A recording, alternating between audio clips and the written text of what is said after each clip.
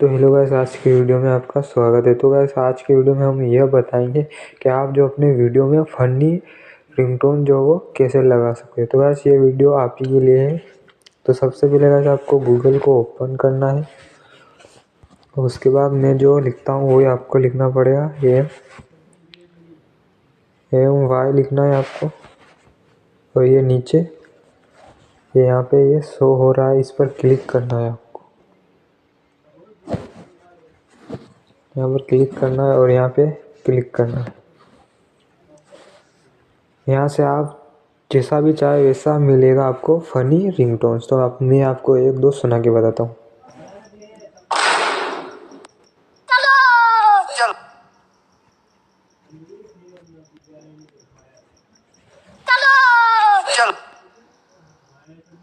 तो ऐसे बहुत सारे है गाइस। आपको जैसा भी पसंद आए वैसा डाउनलोड कर सकते हो। और डाउनलोड करने का भी बहुत आसान तरीका है। आपको अगर ये वाला डाउनलोड करना है तो आपको यहाँ क्लिक करना होगा करके। तो आपको यहाँ नीचे आना है और यहाँ पर आपको क्लिक करना है। ये मेरा ऊपर देखो डाउनलोड हो चुका है। तो मैं आपको सुना के बताता हूँ।